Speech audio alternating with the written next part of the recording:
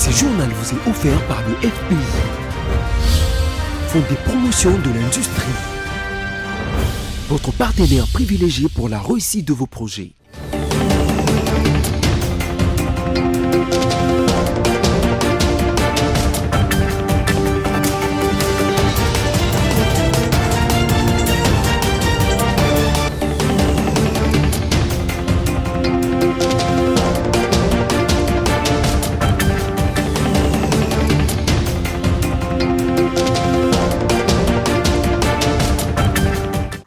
Bonsoir Madame, Monsieur et bienvenue à ce nouveau journal sur BSC Télévision dont voici tout de suite le sommaire. Aussitôt ouvert ce lundi, le procès sur l'affaire des forages et des lampadaires est renvoyé au 18 novembre prochain dans le but de permettre aux avocats des accusés, notamment Mike Kassenga et François Roubota, de prendre connaissance du dossier. Aux États-Unis d'Amérique, Kamala Harris et Donald Trump lancent leur dernière force dans la bataille ce lundi à la veille de l'élection présidentielle américaine. Vous suivrez dans ce journal les extraits de leur campagne. Voilà tout pour le sommaire. Encore une fois, bonsoir et merci de vous joindre à nous. D'abord, cette information, c'est ce lundi 4 novembre que s'est ouvert le procès sur l'affaire dit des forages enrôlés sous RP 15/CR et ce, au terme d'une instruction qui aura duré près de 5 mois. Dans le box des accusés, Mike Kassenga, le PDG de la société Sotrade Water et l'ancien ministre du Développement rural François Roubota, tous deux poursuivis pour détournement des fonds publics alloués à la construction des stations de collecte, traitement et distribution d'eau sur l'ensemble du territoire national. La justice s'est intéressée à ce dossier après qu'un rapport élaboré par l'Observatoire de la dépense publique et la Ligue contre la corruption a mis en lumière des soupçons de surfacturation dans ce marché public portant sur l'installation des lampadaires et des forages. Notons qu'aussitôt ouverte, la cause a été renvoyée au 18 novembre prochain afin de permettre aux prévenus, par les biais de leurs avocats, de prendre connaissance du dossier. Affaire à suivre. Dans une correspondance adressée aux autorités congolaises, l'Organisation internationale de la francophonie, OIF en sigle, annonce que la candidature de la République démocratique du Congo pour accueillir la prochaine mission économique et commerciale de la francophonie prévue en juin 2025 n'a pas été retenue. Roger Matadi pour plus de détails. Mauvaise nouvelle pour la République démocratique du Congo qui a vu sa candidature être rejetée par l'Organisation internationale de la francophonie. Ces derniers ne seront pas les pays hôtes de la prochaine mission économique et commerciale de la francophonie, prévue en 2025. Cette annonce a été faite par l'administratrice de l'OIF, Caroline Saint-Hilaire, dans une correspondance adressée à la ministre des Affaires étrangères, Thérèse Kayikwamba Wagner, dont une copie nous est parvenue. Dans cette lettre, Caroline Saint-Hilaire a exprimé sa gratitude envers les gouvernements congolais pour les efforts déployés dans le cadre de cette candidature. Elle a souligné que les processus de sélection mis en place par l'OIF étaient rigoureux, visant à évaluer les dossiers selon les critères techniques précis. Ces critères prennent en compte les conditions d'organisation d'une mission économique et commerciale, notamment sur le plan politique, sécuritaire et sanitaire, et tout en respectant la rotation géographique des missions. L'OIF organise régulièrement ces missions pour favoriser les échanges entre acteurs économiques et institutionnels de pays francophones, leur permettant de prospecter des nouveaux marchés et de tisser de partenariats commerciaux.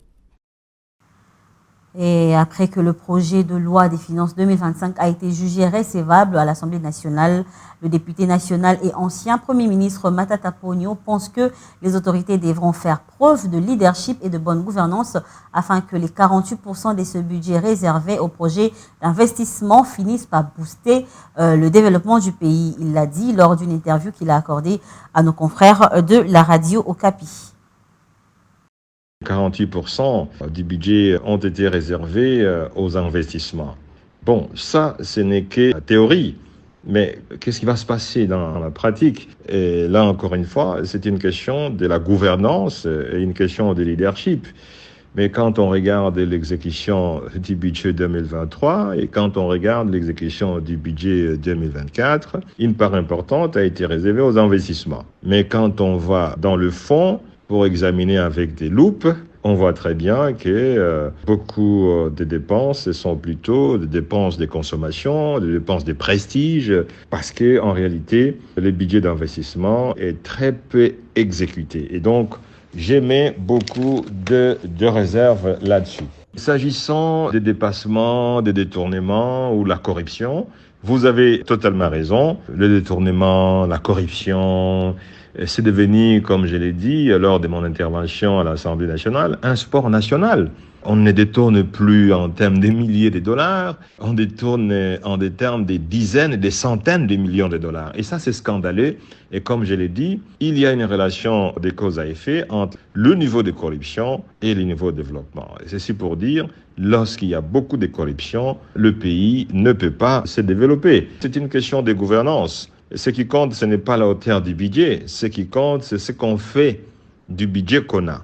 Avec près de 5 milliards, nous avons acheté 4 avions pour Congo Airways, 500 bus pour Transco, 250 bus neufs pour l'Esprit des Vies. Nous avons construit les bâtiments intelligents, nous avons réhabilité les bâtiments des Royales. Mais avec 18 milliards, s'il y a des détournements de plus de 8 milliards, vous ne pouvez rien faire, même pas payer les salaires.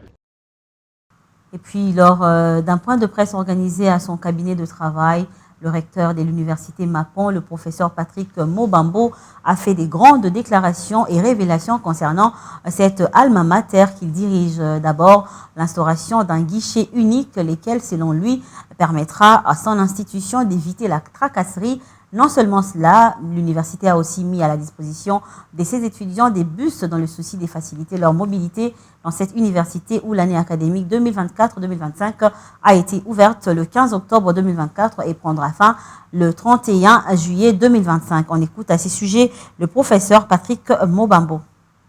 C'est très important pour eux. Tous nos étudiants, aussi bien les externes que les internes, vont commencer à être transportés par les bus de l'université Mapon qui seront mis en circulation pour eux.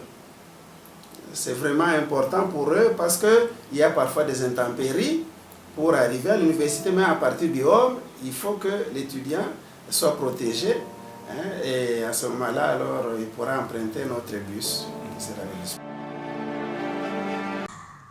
Dans un communiqué dont une copie est parvenue ce lundi à la rédaction de BC Télévision, la compagnie aérienne nationale Congo Airways annonce la reprise officielle de ses opérations avec un premier vol prévu le 10 novembre de cette année. Roger Matad y revient. Dans un communiqué, la direction générale des Congo Airways a exprimé sa gratitude envers les gouvernements congolais, la Caisse nationale de sécurité sociale ainsi que l'ensemble du personnel de la compagnie. Ces acteurs, soulignent les documents, ont fourni des efforts remarquables pour permettre la relance tant attendue des activités de la compagnie aérienne. La reprise des vols par Congo Airways marque une étape importante pour les secteurs de l'aviation en RDC. Alors que les autorités et les acteurs économiques du pays s'efforcent de renforcer les infrastructures des transports aériens. En relançant ces opérations, la compagnie vise non seulement à améliorer la connectivité entre les provinces, mais également à contribuer au dynamisme économique et à la mobilité des citoyens congolais. Avec cette relance, Congo Airways se positionne de nouveau comme un acteur clé dans l'industrie aérienne congolaise et régionale, prêt à relever les défis de la modernisation et de la fiabilité de ses services. Ce journal se poursuit. Le débat sur le changement ou la révision de la Constitution en République démocratique du Congo est loin d'être terminé car ce dernier continue de susciter des vives réactions au sein de la population congolaise. Et ce matin, nos reporters sont allés à la rencontre des Kinois pour recueillir leur point de vue. On les écoute tour à tour au micro des Roger Matadi et Générose Essengo. L'intérêt de la population, c'est laquelle? La population est représentée par des députés provinciaux, nationaux et sénateurs. Donc c'est eux qui représentent la population. Donc, si eux estiment qu'ils peuvent le faire au nom de la population et le font vraiment pour l'intérêt de la population, on serait d'accord. Mais s'ils le font pour leurs intérêts partisans, pour leur parti ou pour les hommes politiciens, là, automatiquement, les gens se rencontrent. C'est logique.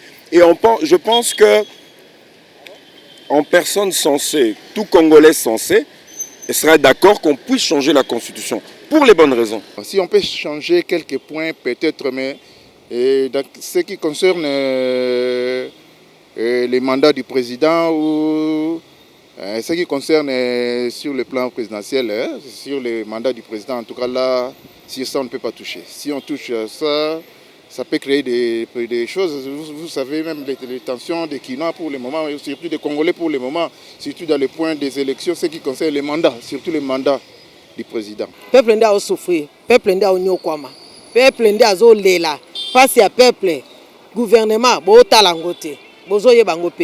c'est ça. Comme je l'ai dit en titre, dernier jour de campagne avant l'Election Day de la présidentielle américaine, c'est logiquement en Pennsylvanie, État pivot qui offre le plus de grands électeurs que les deux candidats jettent ce lundi leur dernière force dans une fin de campagne tendue et anxiogène. Kamala Harris se montre confiante malgré des résultats qui restent très serrés dans les sondages, tandis que Donald Trump, lui, estime que seules des tricheries pourront le faire perdre. Dans les swing states, les États clés, une frénésie de meetings à faire tourner les têtes pour ces tout derniers jours de campagne, quitte à marcher sur les mêmes plates-bandes. Sur le tarmac de Charlotte, Kamala Harris atterrit juste devant l'avion de son concurrent. Et pour convaincre les 7 millions d'électeurs de Caroline du Nord, elle vient accompagnée du chanteur Bon Jovi. Pour promettre plus d'égalité. Nous travaillerons notamment à réduire les coûts des soins de santé. Car d'après mes convictions, l'accès aux soins de santé devrait être un droit. Et pas seulement un privilège pour ceux qui peuvent se le permettre. À quelques kilomètres de là, son adversaire Donald Trump livre lui aussi son plaidoyer pour les États-Unis. Grâce à votre vote mardi, je mettrai fin à l'inflation. Je mettrai fin à l'invasion massive de criminels dans notre pays. Je ferai revivre le rêve américain. Des promesses et, comme à l'accoutumée, des éléments de langage outranciers. Vous voulez perdre toutes vos économies parce qu'on aura placé une femme faible et stupide à la Maison-Blanche? Non. La Maison-Blanche qui ne se prive plus désormais de répondre dans le même registre. Trump et ses amis, c'est le genre de type à qui on aimerait botter le cul.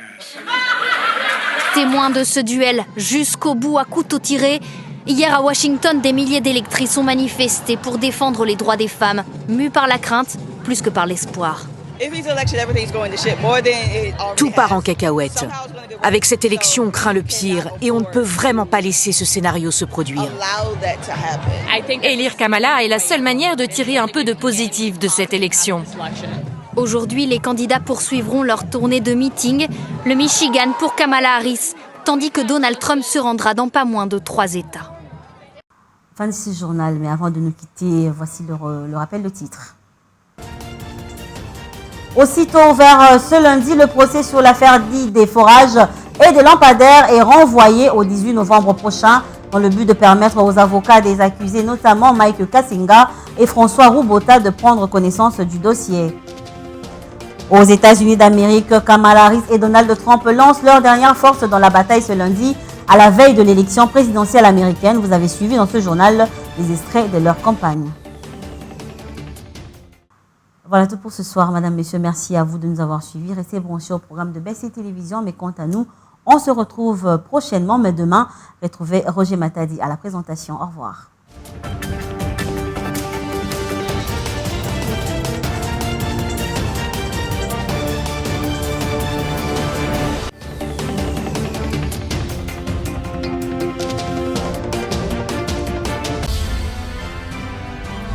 Ce journal vous a été offert par le FPI, Fonds des promotions de l'industrie, votre partenaire privilégié pour la réussite de vos projets.